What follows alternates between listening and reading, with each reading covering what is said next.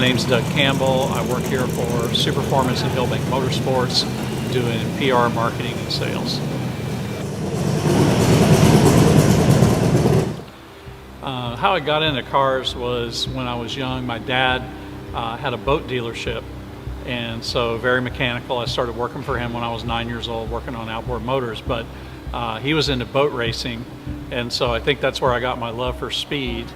And then my uncle was very much into NASCAR, and he had a son my age who was more like my brother growing up, and he had season tickets to all the NASCAR races. So if his wife chose not to go to a race, I would get to go. And that's where it really kicked into overdrive. And I remember my first race going to the Southern 500 in Darlington and just watching the cars go around. I wanted to be as close to the track as possible. Like most people want to sit up high at the NASCAR races. And I loved it because there was a caution at one point in the race. And I remember going into the bathroom and I looked in the mirror and took my sunglasses off, and my whole face was black except where my sunglasses were, and I loved it. I didn't want to wash my face for a week. But that kind of progressed and progressed, but I never really had like really cool cars. I love really then transitioned to sports car racing, and especially vintage cars. And one of the things that had always been on my bucket list was to go up to Monterey for the historic car races. And so once I got my Daytona, through the course of building out my Daytona, I got to know and be really close friends with Peter Brock.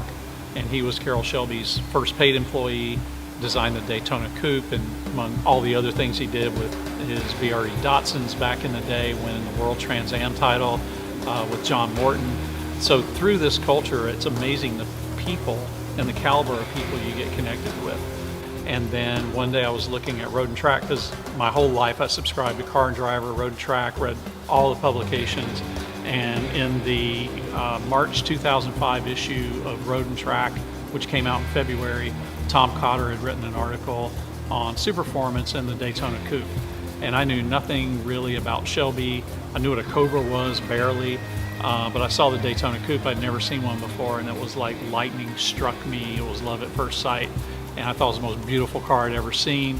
I spent 2 weeks reading like everything I could read and find on the internet about Superperformance and the Daytona and Peter Brock and the whole story of the car.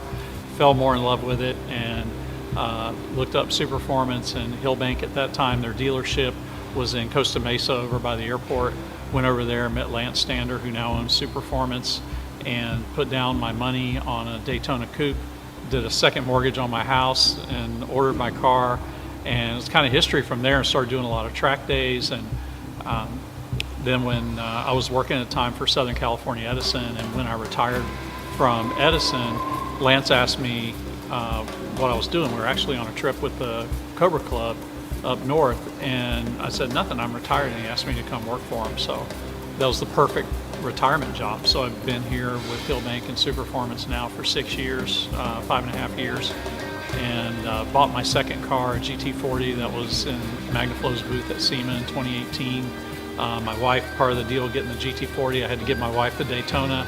It was pretty beat up, and so when overhauling came back for a 10th season a couple years ago, I submitted the car and immediately heard back from Bud Brutzman, the producer, and ended up overhauling that car for my wife. And so now she has her dream car. I have my GT40, and we got our next 2 cars planned. So yeah, she's on board and a definite car person as well. What I love about the car culture, the first thing when I met Marisa, who's now my wife, when I first met her, I was telling her about car people, and I said, on the whole, car people are the nicest, most honest, best down-to-earth group of people you'll ever meet on the planet. And it's been proven over and over and over again. You know, everybody's down to earth. You know, you get to meet people like Bob Bondurant, and then even here at Hillbank, you know, we have Dave McDonald's son, Rich, working with us here, and Rich helped out on the Ford versus Ferrari movie, which we were heavily involved in, supplying 29 cars. But when you go back to it, you know, all these people, whether famous or not, at the end of the day, they're just car people. And you just get together, and it doesn't matter if it's Jay Leno or your next door neighbor. They just want to sit and talk about cars and just share the love of cars with everybody.